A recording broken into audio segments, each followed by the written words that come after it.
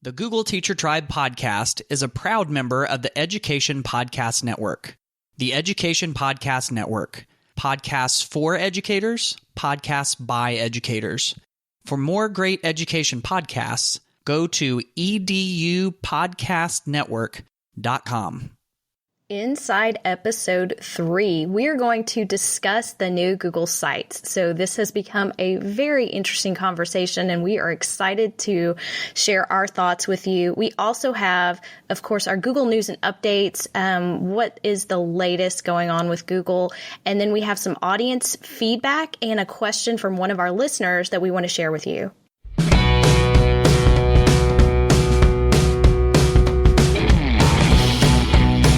Welcome to the Google Teacher Tribe podcast, your source for the latest news on Google for education, tips, tricks, and teaching ideas you can use in class tomorrow.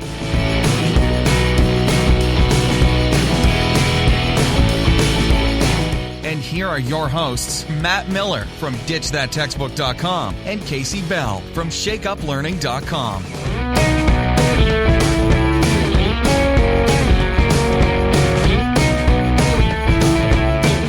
As always, Google's got some news and updates, and we want to keep you updated on some things that we think that you're going to love. And the one that I wanted to tell you about has to do with YouTube.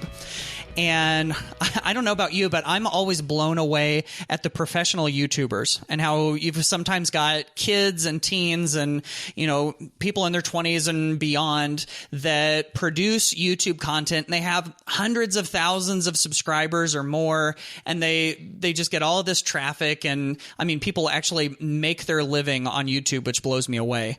And a brilliant move that I think that Google is making is they're harnessing the power of those YouTubers to create educational content.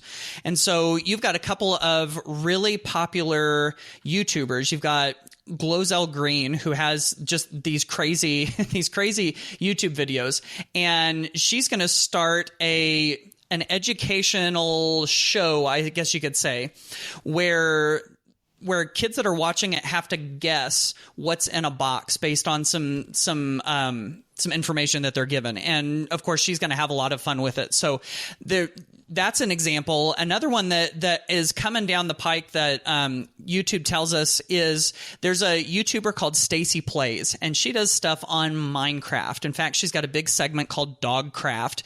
And so she's going to do these things called Minecraft field trips. Now, I know my own kids are pretty much smitten with Minecraft. They love being able to build things. And so I'm thinking being able to pull those two things together, Minecraft and field trips, to get that educational content packaged together like that makes a whole lot of sense. So those are some things that are coming. And then YouTube's already got this thing called Learn a Language. There's actually a hashtag Learn a Language, where there are all of these really good educational videos made for kids to help them learn languages like, I mean, you've got Spanish and French and Italian. You can do Japanese, Arabic, Mandarin, Chinese, Russian.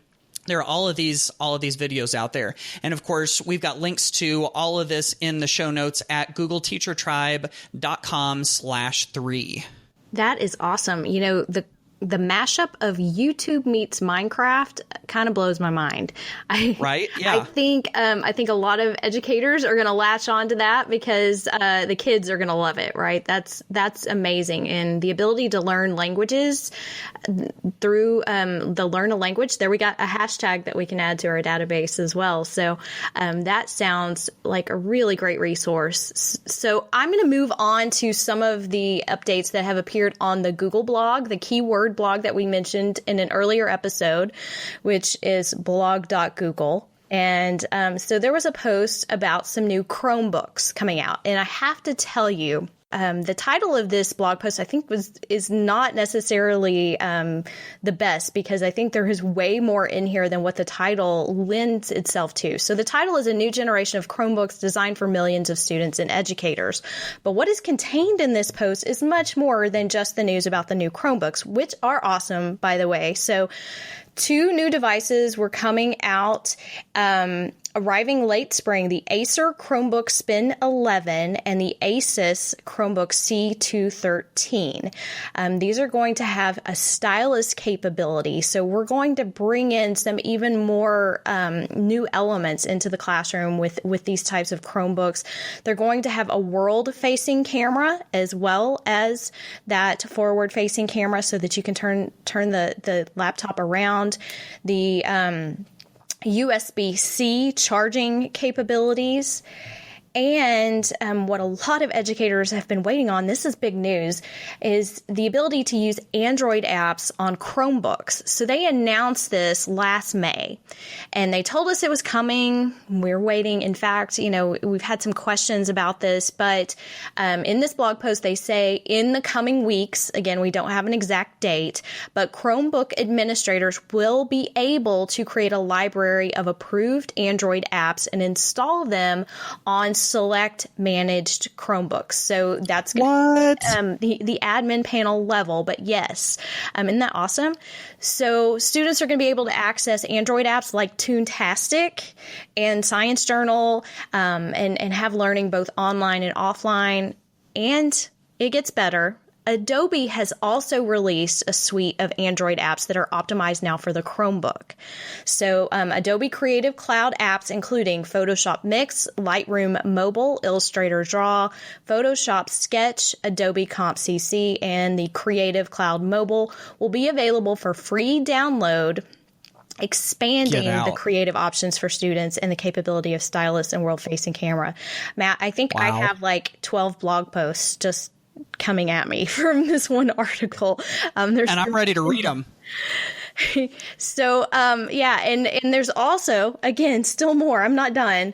The creative apps on Chromebooks. So they are making more of those available in suite sort of downloads, like with WeVideo and Soundtrap and Explain Everything. But there are some updates to Google Classroom that make this post even more powerful. So now that we have the Classroom Android app available on Chromebooks, this opens up new possibilities for students and how they use those devices. So with the help of that stylus-enabled Chromebook, students can now complete their math homework by hand or sketch a visual for a science project by annotating documents directly in the Classroom app. Oh my goodness. I'm like getting giddy over here. Yeah, like mind That's blown, amazing. Right? Yes. So we're really hitting that crossover point. It's always been, okay, well, the tablet versus the Chromebook, and now they're really giving us both. And so the ability to do that, and, teachers are going to be chomping at the bit to get their hands on these new features and these new Chromebooks. They sound awesome. Oh my goodness. I'm chomping at the bit to get my hands on one of them too. I mean, the camera in and of itself, I mean, that's one of the things that I've loved about the iPad in the past. I've been kind of a proponent of Chromebooks if you're going to do a one-to-one initiative, and now even more so if you've got the camera facing out.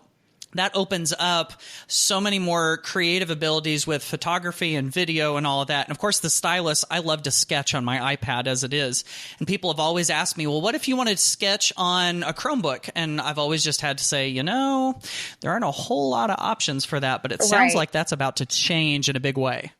Yeah, I think this is really going to open up a lot of creative outlets with the Chromebook. You can create, but we have sort of been limited in what we can do and create just with that regular Chromebook. So I think this is really going to bridge that gap between the tablet and the regular laptop style Chromebook that we're used to. So super excited to share these updates with you. So check that out. The links and all of the details, of course, are in the show notes. So I know Casey and I have been hard at work on some blog posts, and we wanted to call your attention to just a couple of them. Now, I know for me, over on ditchthattextbook.com, I recently published a post called Preparing Students for a Startup Entrepreneur-Driven World. And this blog post really was sort of born out of a podcast that I started listening to, another education podcast. It's called Start Ed Up. and it's created by Don Wettrick, who is a fascinating teacher here in the state of Indiana with me, and he teaches this class called Innovations, and it's kind of like 20% time or Genius Hour, only it's an entire class where kids kind of come up with a project or something that they want to do, and they carry it out to completion. And so Don and one of his former students have started this podcast that's geared towards educators and people engaging in startups or entrepreneurs or whatever, and even just for students, just to kind of bring the whole business world, entrepreneur, startup world together with the education world. And he's got some fascinating guests, and probably the best one, the one that I really enjoyed, was Jeff Hoffman, who was the creator of Priceline.com. And so in one of the better exchanges in the episode, Don and Jeff start talking, and they say, it's not that kids don't want to fail. And then Don says, you think kids don't like to fail? Watch them play video games, because they're failing over and over at that. And if they beat a video game the very first time they played it, then they'd want a refund. So anyway, just some of the insights that some of these people have from the business world, the entrepreneurial world, that could be brought into the classroom. That's what I highlighted in that post. And that was one thing that I thought that you might want to take a look at. I love that idea, Matt. And you're so right about kids failing in video games and all kinds of things. They just seem to try harder and want to reach that goal. And so I love that idea. And the entrepreneur-driven world is really changing things too. So I also have something that I would love to share with you. And actually, it's because I need your help. And so this is really a call to get you to participate to help me create an educational hashtag database. So everything has a hashtag these days, right? I don't know what they all mean. Do you? I read lots of posts and I see lots of hashtags. I have no idea what some of these stand for, or if they're chats, or what the purpose is. And so I want to be sure that I know how I can best support teachers and use hashtags to reach out to certain groups. And I would love to create a searchable database of educational hashtags. And so if you go to the link in the show notes, which is googleteachertribe.com/3 for the third episode, you will find a link to this blog post, which has a Google form embedded there. And so whether it is just a regular hashtag or a chat, please help me build this resource. And it will be similar to the Google Chrome app and extension database that I built using Awesome Tables. So once I have enough there, I will go ahead and create that hashtag database. Of course, we will include our Google Teacher Tribe hashtag, which is GT Tribe as well. So be sure that you're using and sharing that one as well. Wow. Yeah. And that's something that I want to go check out myself. I know, I'm sort of in the same boat with you. Sometimes I don't know what all of those hashtags mean. And I've heard people say, and I agree with it, that the hashtags on Twitter are the gold for educators. And that's where you can find your tribe, so to speak. Of course, I had to squeeze that word tribe in there, right? But that's where you can find the like-minded educators, and I think anything we can do to make them a little bit easier to find is good. So that's one. I don't know about all the rest of you, but that's one that I know I'm going to check out too. So Casey, I have a quick confession that I want to share with you and our listeners. You ready for this? Tell me more, Matt. All right. Well, for the longest time, as I've presented on Google Tools and used Google Tools, I'm always usually enthusiastic about sharing them with other people. But there's one particular one that I just couldn't give my own recommendation to, and that was Google Sites. I mean, it used to be clunky, and it was difficult to use, and it wasn't user-friendly.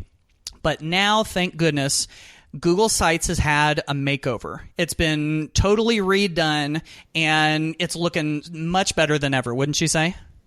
Oh, yeah, I totally agree with you. And, I have done a lot of Google training over the years, and Google Sites is one that I always say is an acquired taste. So, because it really is sort of just clunky and the navigation is terrible, but the power always lied in how it connected with the other Google tools and the ability that we could use to embed those things. So, it was always one of those things like, let me just show you what it can do before you give up, because it looks so antiquated. But the new sites is just, they started from scratch. They didn't do an update. This was a complete redo from the bottom up, and it's beautiful.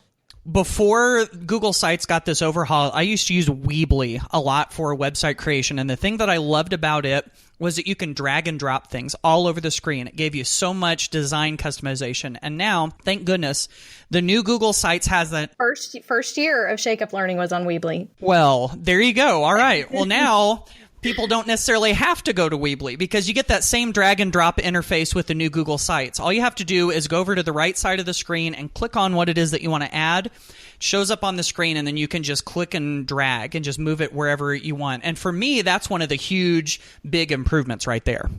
Yes, absolutely. And the auto save feature is huge, because that was something I always had trouble with. Everything auto saves these days. So with the old sites, you had to actually remember to click save. So as you're creating, you don't have to worry about that anymore. So you've got that drag and drop, and you can add new pages and do all of those things without having to worry about that. And you were talking earlier about one of the great things about Google Sites was all the integration with the Google tools.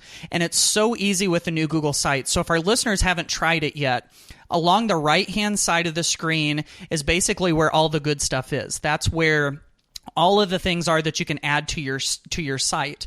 And so just from the click of a button, actually it takes a couple of clicks to find the file, but you're able to add documents, slides, sheets, forms, and charts all onto your site right away. And you can even embed an interactive Google map, a YouTube video, or a calendar all right onto your site. And then, like we said earlier, you can drag and drop and move them all over the screen. So that to me was huge, is just in a matter of a couple of clicks, you've got this interactive Google file right there on the page for you. Yes. And, the other thing that I think is just so handy are the themes. So I actually just wrote a blog post a couple weeks ago called The New Google Sites, The Good, the Bad, and Nothing Ugly. And that was completely true, because that is Google true. won't let you create anything ugly in the new Google Sites. You are forced to use one of their themes. You cannot customize every little thing like you could before. So, you have to use that set of fonts, that set of colors, and those types of things. There are a few things that you can customize, but it really is designed so that you can't make it ugly. And so there's good and bad that goes along with that. But I have seen some very ugly sites in my day, so I'm pretty happy that people can't make it ugly. Right. Yeah. If we could eliminate a little bit of the ugly off of the internet, I think we're all in good shape. So, right. Now, one thing. As far as the old Google Sites, I know there were some features that people really loved about that are not on the new Google Sites yet. And we just recently hosted a Ditchbook Twitter chat where we talked about new Google updates, and we talked about Google Sites. And I was kind of surprised. I thought everybody was just going to rave about Google Sites, and I was kind of surprised to see how many people just kept saying, we don't have the page and the site permissions. I can't make a single page private like I did before. And there's this page type called the file cabinet, where you could see a whole bunch of your files from the site all sort of in one place. And That's so, my favorite. So you're probably sad to see that one go for the moment too, right? Yeah, for sure. Even though those things aren't there, I don't know about you, but I think that this is still sort of a nice entry point for people who want to get into this whole website design, creating their own sites thing. If you don't need all of those advanced options, Google Sites is really a good place to dive in that spot, I think. It is a good starting point. It is responsive as well. So it's going to transform the size of everything depending on what screen you're on. So if you're on mobile, you're on a laptop, you're on a tablet, whatever it is, it's got that responsive design that pretty much everything else requires these days so that you can use it. But I was part of Gaffe Chat I think it was last week with Kelly Fitzgerald heads up the Gaffe Chat. So shout out to Kelly. And the title or the topic was the new Google Sites. And so we all were pretty much saying the same things. Yes, there is some good in there, but most of us who have been using sites for so long and who are a little bit on the techie side, it doesn't do enough. And I can tell you, when I went in to learn the new Google Sites, the first thing I did was try to recreate one of my old sites. And so just to let you know, when I teach a workshop or that's a full day or several days or Google boot camps, I create a Google site and I put everything in that site. And I tried to recreate one of the sites that I needed to use, and I couldn't do it. I couldn't make it do everything that I needed to do. Yes, I am still missing that file cabinet page, and I don't care who disagrees with me. I love how easy it was to add anything to that list, whether it was a link or a file. But so for me, it's not ready. That again is just my own thing. But another teacher shared in Gaffe Chat about how she shared it with a kind of a tech newbie, technophobe type of teacher, and she's off and running in just a few minutes. So the ability to create a site within just a few minutes, we can't ignore that. And so I don't want to negate those types of factors, but I think the rest of us are just sort of waiting for Google to add some of those updates. We don't have true embed code yet, which is huge for some of the things that I know I use Google Sites to do. And part of the reason and part of why I called it the acquired taste was the ability to sort of hack it was pretty easy, and to add things that you wanted it to do, whereas with the newer sites, we're still struggling with that. Something else that I've had some questions about is the publishing side of the new Google Sites works a little bit differently. So within your school's domain, you do have the ability to just publish it within your domain so that it's not available outside. But I think there is a little bit of confusion between adding collaborators and actually publishing. So even though it auto saves, you do have to click publish to make it viewable to others. So that there's a little bit of confusion in that, and making sure that they can actually see it. So I think there's just some things that we're still waiting on. It's not perfect yet, but it is beautiful. And Matt, I think there's a lot of great things that we can do in the classroom with the new Google Sites. What do you think? Oh, yeah. Yeah, absolutely. And I know, both Casey and I have published some posts on our sites about the new Google Sites, and I know we've got some ideas on what we can do there. I know for me, immediately I started thinking about taking student projects and sticking them on these websites. Or maybe a better way of saying that is designing them to be part of these websites so that when students do something, so often they turn it in and sometimes the rest of the class gets to see it. Sometimes they're only doing it for that audience of one, the teacher. When you just turn it into the teacher, it gets graded and then handed back. But with all of that hard work that they do, if they can put that out on the web to an authentic audience, even Common Core state standards refer to the authentic audience. And so that's a no-brainer, I think. I think it would be great for doing parent portals where you can put some information that parents might want, or even making a video repository site where if you've got all of those little quick explainer videos that you might refer to, instead of trying to show kids where that is on YouTube, just say, hey, go to the website and it's there. So those are some things just right off the top of my head that I think you could do. Yes, absolutely. And the ability to create student e-portfolios, I think, is going to be so much easier. So a lot of schools have jumped on this with Google Sites, but of course with Google Sites being not so user-friendly, it really created a lot of headaches for teachers. So I think e-portfolios is really something that's going to take off with the new sites. I think because you can embed all of your other googly favorite things, that you can create those showcase portfolios and progress and all of those types of things. And I've also seen a lot of teachers jumping on to create training sites for their teachers. So a really easy way just to create some training and tutorials and share those on your campus. In addition to all of that, we have several resources, including a Google Sites cheat sheet. We've got links to both of our posts. There's just a number of links to different things that people have published about the new Google Sites. And you can find those in our show notes at googleteachertribe.com/3. I tell you what, Casey and I have really enjoyed getting to see all of the feedback and all the comments from our listeners. And so one place that we've gotten to see it is on Twitter on the GT Tribe hashtag. It's just been really neat to see all these comments come in, to see what's really resonating with people and that people are subscribing. And then another place where we've gotten some feedback is through the contact form at googleteachertribe.com. And we've gotten some nice feedback, but we've also gotten some questions. And one thing that we wanted to share with you is a question that came from Paula Frank. She's from Christ the King School in Little Rock, Arkansas. And here's what Paula asks. She says, have you heard when we G Suite users will be able to use the Google Play Store? As of last week, it is still grayed out on our Chrome flipbooks. And she wants to get those Android apps to her kindergarten and first grade teachers just as soon as possible. So, Casey, do you have an answer for Paula? That was actually part of the Google News and Updates section. So, the ability to use those Android apps on your Chromebooks is what Paula is asking there. So obviously she's gotten her hands on some of those awesome Chrome flipbooks, as she's calling them.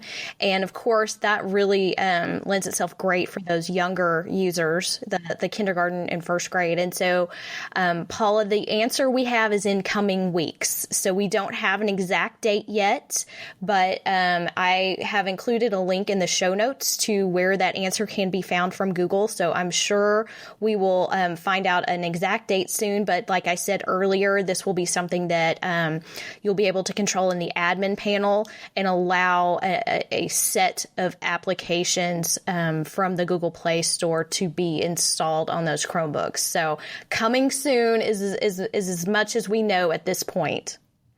And Casey, how cool is that going to be when we've got all of those Android apps available on our Chromebooks?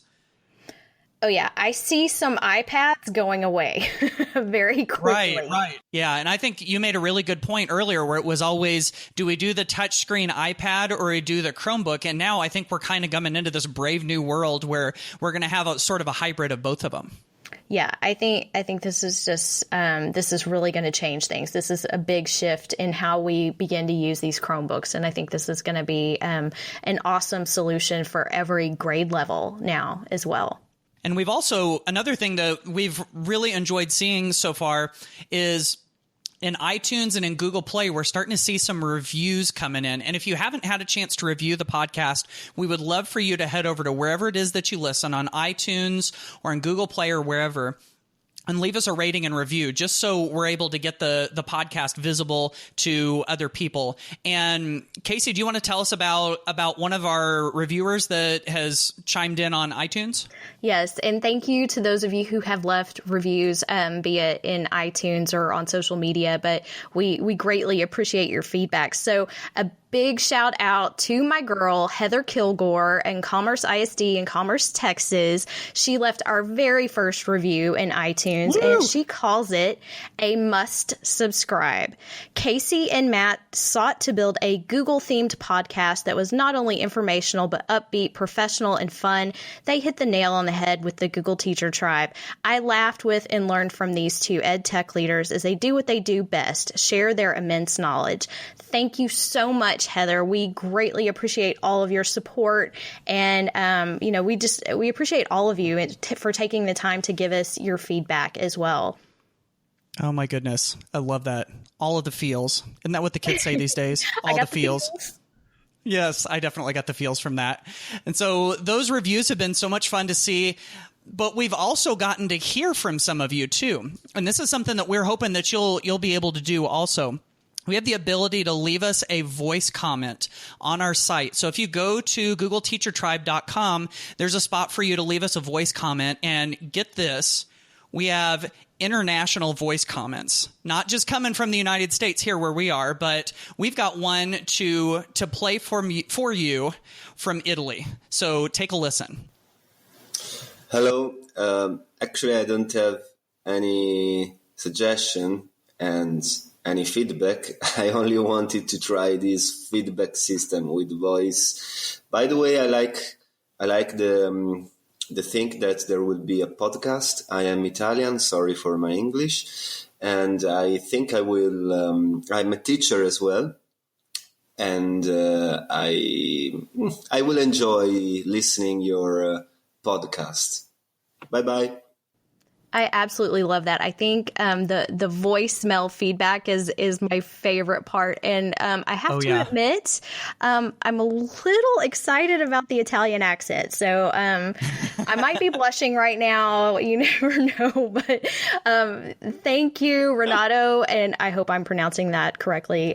You were apologizing for your English. I'll apologize for my Texan here, but I don't know how to pronounce your name correctly. But thank you so much for taking the time to leave that and to say hello. And so this just warms my heart to think that we are connecting with educators outside of the U.S. and as far away as Italy. I just thought this was super cool. Yeah, and he apologized for his English, but I don't think there was any apology necessary. You know, me being a world languages teacher, I hear all sorts of different ways that languages are pronounced. And I thought he hit it right on the head. And I think my favorite part of this is the fact that he didn't even have suggestions or feedback. He just wanted to get in touch with us. So Renato, thank you again so much for leaving that message for us. Yes. And please also remember that you can leave us a voicemail and we will play it on air.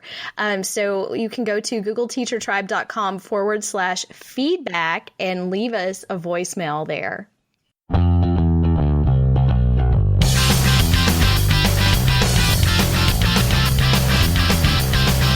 Well, that wraps up another episode of the Google Teacher Tribe podcast. And so hopefully now you know a little bit more about that new Google Sites, which is pretty awesome. And so if you haven't checked it out yet, you might go over to sites.google.com and just start up a site and kind of play with it and see how it works. I think that's the best way to experience things like that. So hopefully you'll give that a shot.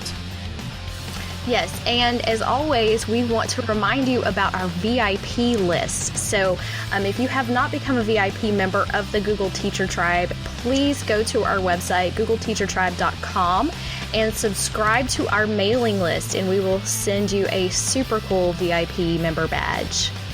All right, another fun episode in the books. Thank you so much for listening, and we'll see you on the next one. Bye, y'all.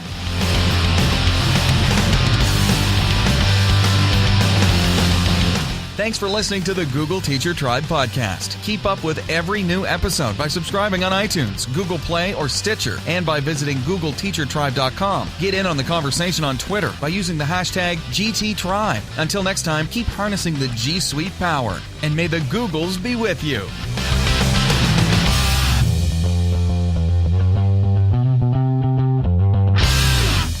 Okay, you know your computer hates you when you keep all those tabs open, right? Hey, that's how I operate. That's why I have this very expensive iMac. Yeah, tab addict. Hoarder. I'm a tab hoarder. Tab hoarder. Okay, sorry. Didn't want to insult you with the wrong word. I use that phrase when I train on Chrome. Yeah.